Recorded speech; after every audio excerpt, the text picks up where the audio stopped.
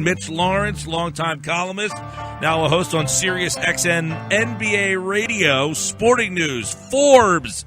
If it's the NBA, Mitch is writing and talking about it. He joins us now on the Sports Bash 97.3 ESPN.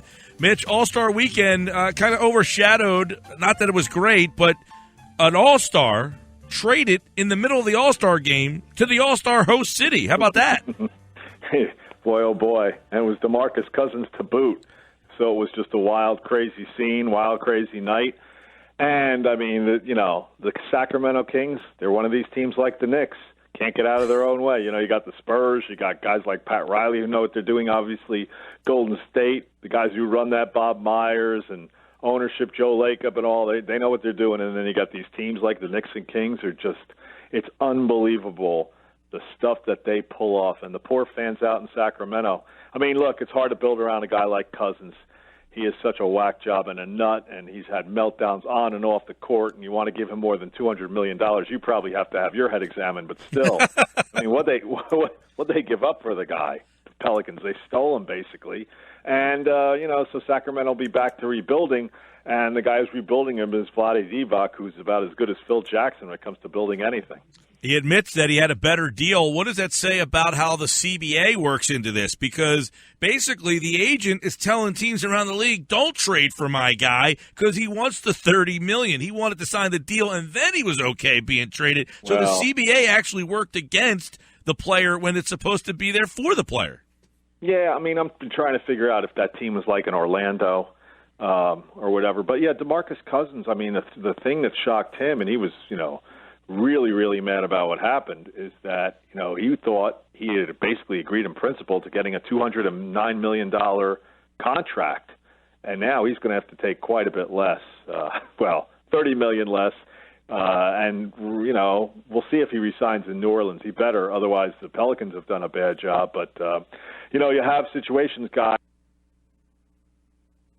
Looks like, there he is. Places. And so we'll see what happens with Cousins. You write about it at Forbes. DeMarcus Cousins, the Lakers, Celtics come up short in that one. So do you think there were bigger teams that were told, don't trade for our guy? Were there other teams that wanted him?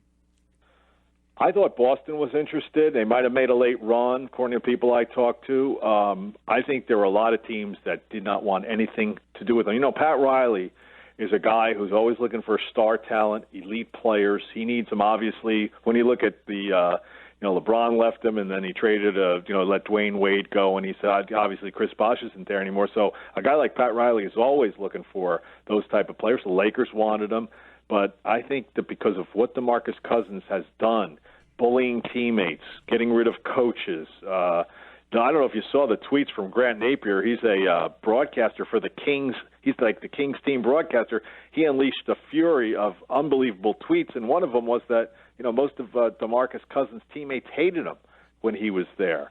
So that scared a lot. A lot of people just did not want to get involved with DeMarcus Cousins because you're just now you're basically held hostage by a guy who he has no focus. He's not a professional. Yeah, he's skilled and everything, but he's got all kinds of problems. Yeah, there were some stories here that Nick Stauskas was basically like petrified of him in his time in Sacramento, and that he was there was a story that Cousins basically said if Stauskas was on the floor with him, he wouldn't pass him the ball. I mean, I can believe that. That kind of stuff is bizarre.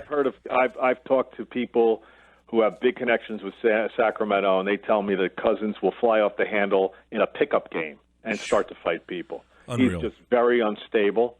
And he's 27, I think 27 years old. He's been in the league 20. He's been in the league 7 years. Mm-hmm. You're not talking about a 19, 20-year-old where you think, well, maybe the light bulb will come on. This guy will probably play a pro career, and the light bulb probably won't come on. And that's why teams just didn't want to get involved. How do you see it working for New Orleans? I find it interesting. You just mentioned him, never been to the playoffs. Davis, only been to the playoffs once. These are two uberly talented guys, and only one playoff between them. It shows how difficult it is to build a team in this league.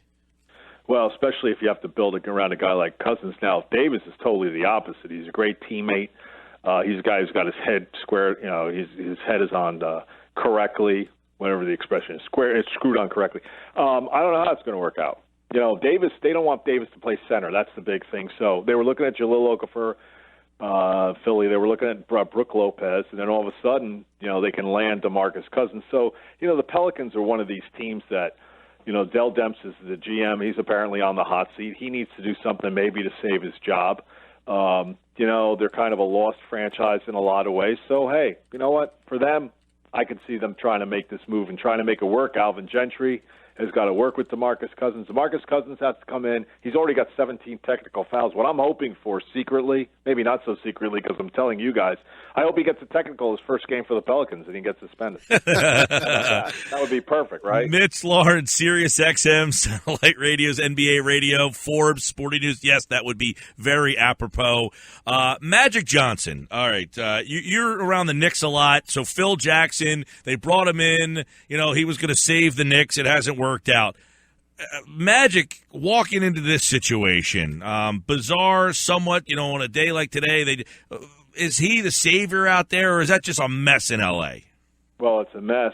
We all knew that as soon as Jeannie Buss hired Magic to be an advisor consultant only a few weeks ago, that was it for Jim Buss, who was basically in charge, because Magic, if you've been following, Magic and Jim Buss have been going at each other pretty good over the last few years, and Jim Buss basically said, 3 years ago, that if by this coming, April or whatever, if this, 2017, if they didn't have the team competing again at a high level to, going after the Western Conference Championship, he would step down. So as soon as Magic got hired, that Magic was going to replace Jim Buss. We all thought it would happen after the season, not exactly now.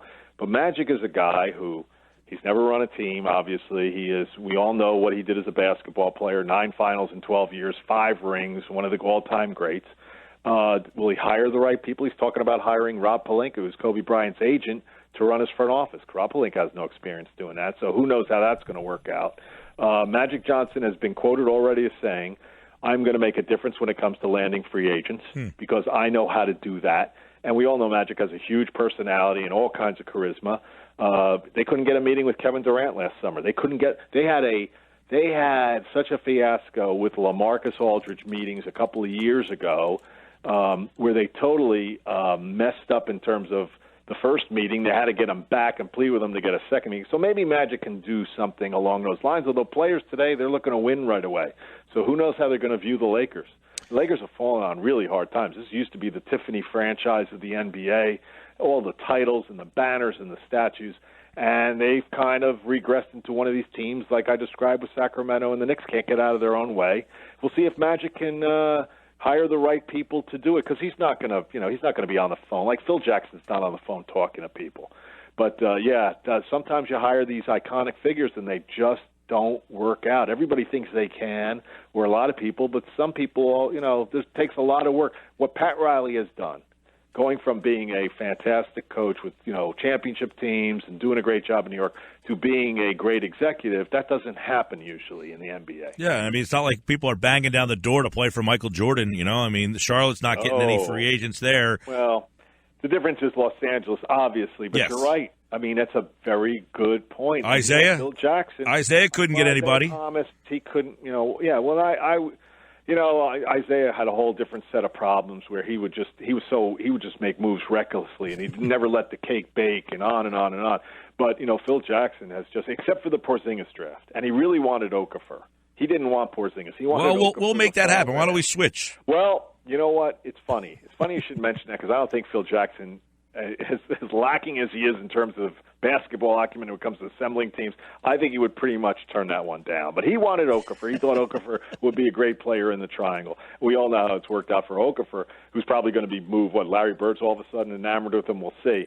But anyway, look, you just, when you hire, if I'm an owner, I'm going to hire a guy who's been in the front office. I'm not going to hire a big name. I'm going to hire somebody who's got either he's worked with Golden State, or he's worked with Pat Riley, or he's worked with San Antonio. And I'm going to try to surround him and get him with the best basketball minds that we can find, and try to build a team that way. And not go after big names. That's it. Mitch Lawrence, SiriusXM, NBA Radio, Forbes, Sporting News. Melo, Butler, Paul George, right. Okafor. Any big names going to move Thursday? Well, Magic, I really think Magic is going to call Larry Bird up and try to get Paul George in a deal. I could see that happening. Magic's going to want to make a big splash. Sure, it makes sense. First of all, Paul George has come out in the last I think it was last week, and basically he's doing his usual whining stuff. He's a big whiner. And when somebody, they're basically offering north of $200 million like DeMarcus Cousins was supposed to get. And Paul George isn't so sure he wants to be in Indiana. I got a secret for you guys. If I'm Indiana, I'm not giving Paul George $200 million plus. He's not worth it. He's not an elite player. He's not a big-time playoff performer night in and night out. Yeah, he gives you some big games, and he's a top player in the league. I'm not saying that. He hasn't moved the needle enough for me. If I'm Indiana, and I'll tell you what, if I'm Larry Bird, I'd call Magic Johnson up, and I would try to get Brandon Ingram and D'Angelo Russell. I don't know about Julius Randle, but I'd try to get that, a couple of picks the Lakers have, and move on from Paul George. I could see him being moved. If not now, maybe Magic comes back at the deadline. Everything you hear about Jimmy Butler, the Bulls don't want to move him. It would have to be an unbelievable deal. Carmelo Anthony, guys, he is not waiving the no-trade clause unless something bizarre happens between now and Thursday. He wants to outlast Phil Jackson in New York. He's not going to, for Carmelo, the losing doesn't bother him that much. And he loves being the king of New York, so I could see him definitely staying. But, hey, you never know. I mean, it's already been crazy so far, right? Hey, yeah, the last one for you, Mitch. The unintended winner of that trade was the Sixers. I mean, everybody here is like, it's crazy. The trade that keeps on giving. They get that Kings pick. They have the flip pick with them this year, and then the 19, they have their pick again. My question for you, though, you've been around this game for a long time. Are you sensing that fans and or organizations are embracing or accepting losing more?